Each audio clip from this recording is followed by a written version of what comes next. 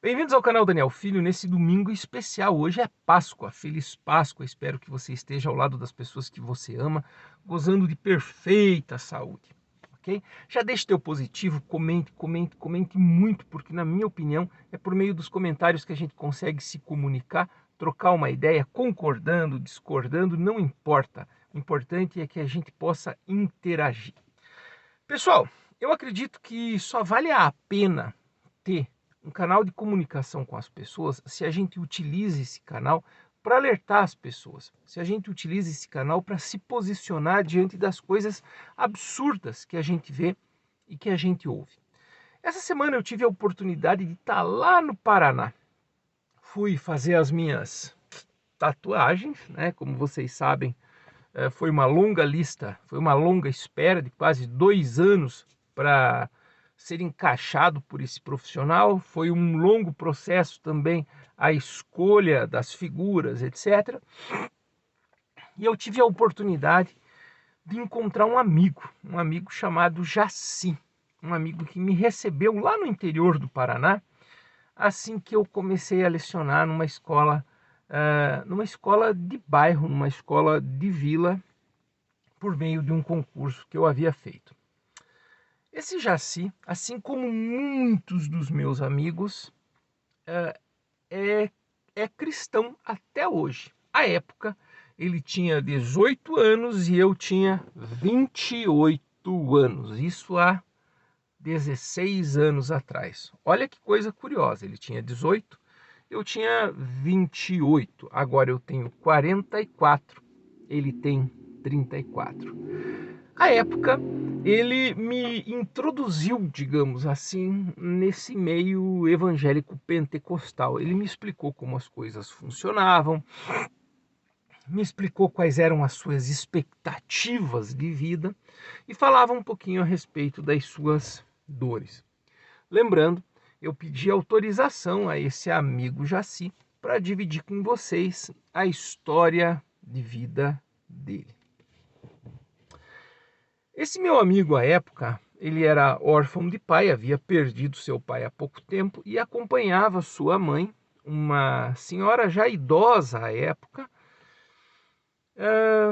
às suas consultas médicas, ou seja, ele não trabalhava à época e apenas cuidava de sua mãe. A sua mãe, aposentada, pensionista, recebia um salário da pensão do ex-marido e um salário da sua aposentadoria. E isso garantia ao irmão Jaci a possibilidade de não precisar trabalhar.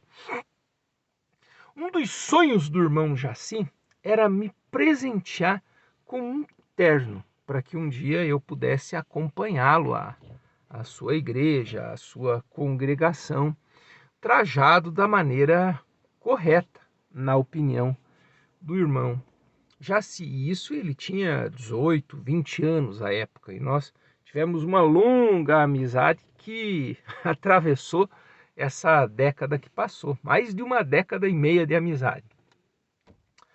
Os anos foram passando, ele foi ganhando idade, fez 20 anos, 22, 24, 25, e ele buscava um emprego. No entanto, ele não tinha tanta motivação assim para trabalhar. Ele tinha a expectativa de que um dia Deus o levantasse. Era esse o termo que ele utilizava. Ele falava: irmão, um dia eu vou ter uma pasta bacana, uma pasta de professor, dessas nas quais a gente coloca o material, a gente coloca as nossas listas de chamada. Até um dia eu posso mostrar para vocês a pastinha de professor. E ele dizia: um dia Deus vai me levantar e eu vou ter uma pasta bacana igual a tua. E eu não conseguia entender, eu não conseguia captar essa ideia do que seria Deus me levantar. E quando eu cheguei nesse nicho gospel, eu lembrei muito das palavras desse irmão e da compreensão que eu tive dessa ideia do Deus me levantar. Para muitos jovens e para muitos evangélicos, muitos crentes, principalmente pentecostais, existe a fantasia de que ser levantado por Deus significa que você não precise mais trabalhar. Eu, voltando para casa hoje, eu vi o vídeo do pastor Flávio, isso sem nenhuma crítica, pelo amor de Deus, pessoal, eu não quero confusão com o pastor Flávio, não quero confusão com ninguém. Acredito que ele, por alguma razão, esteja voltando às reminiscências de alguns meses atrás, em busca de treta de novo, tem se exaltado diante das câmeras de novo. Agora, parece que teve algum probleminha sobre alguma postagem do tiozinho da oração, e ele, no vídeo de hoje dele, fez questão de falar a respeito disso, mas não tem nada a ver com a vida dele, não quero confusão, pelo amor de Deus, não é nenhuma crítica. No entanto, eu quero aproveitar essa expressão, esse modelo que ele trouxe, esse exemplo que ele trouxe, de pessoas que querem pular etapas até chegar um momento de sua vida que não precisem mais trabalhar. E isso me assusta, pessoal, de ser divulgado, difundido, exemplificado, né, e mostrado como padrão do que é se tornar cristão ou evangelho, pessoas que pretendem não trabalhar. E ele recomenda as suas ovelhas, achei isso muito legal, pelo menos, acho que já começa por aí, né? Ele fala de algumas ovelhas que pretendem pular etapas, né, e chegar ao ponto, ao nível em que ele chegou, em que não precisa mais trabalhar e vive das doações alheias e explorando, não é explorando negativamente, mas por meio das doações das pessoas que optam por abrir mão dos seus recursos e dar para alguém por algum motivo que considera justo. Eu não tenho nada a ver com isso. Quem quiser dar dinheiro, dê o dinheiro que quiser. Deus abençoe e tal. Tudo aquilo que vocês quiserem e acharem importante.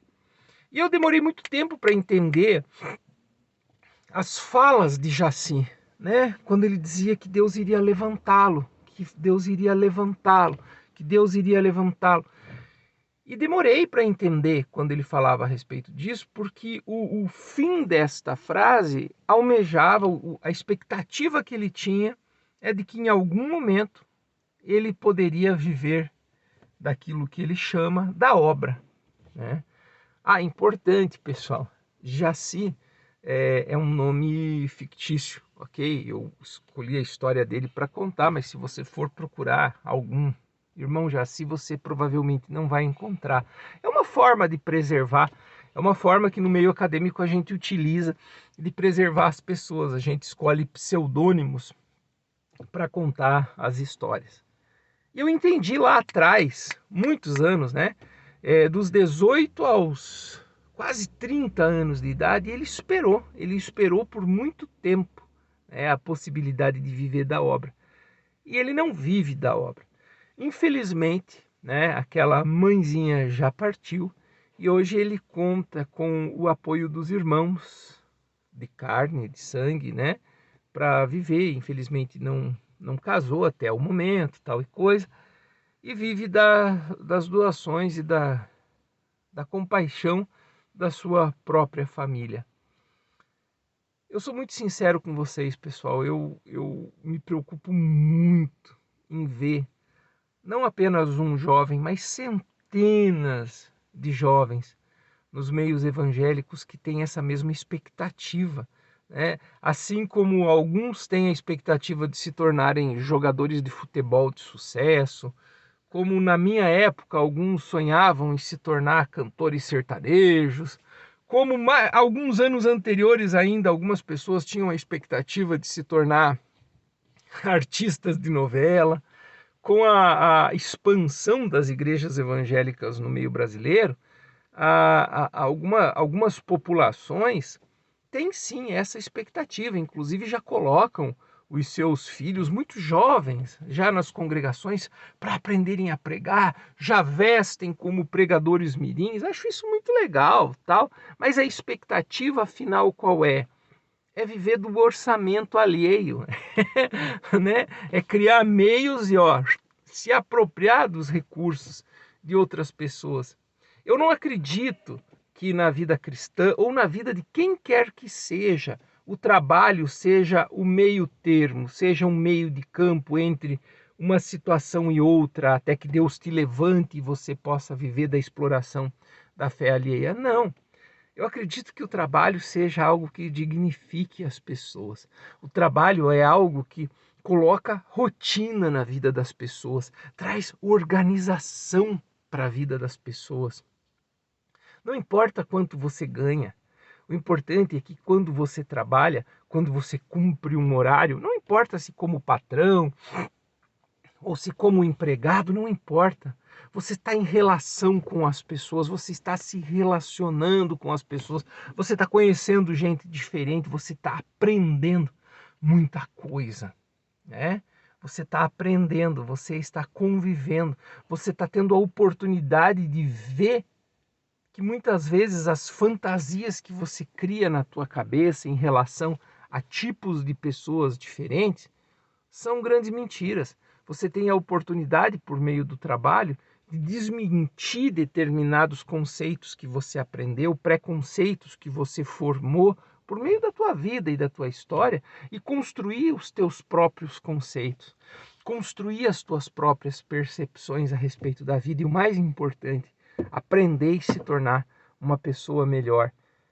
Meus amados, eu não sou pastor, mas se você é evangélico, se você é cristão, se você tem filho, ponha teu filho na obra, como você gosta, como você planeja, ensine ele a pregar aquilo que você acredita, faça o que você bem entender, mas em momento nenhum almeje que ele se torne um explorador da fé alheia, ou que ele venha a viver. Até o apóstolo Paulo, né, da Bíblia, que escreveu grande parte da Bíblia dos cristãos, como vocês que me assistem agora, dizia: quem não trabalha, que não coma.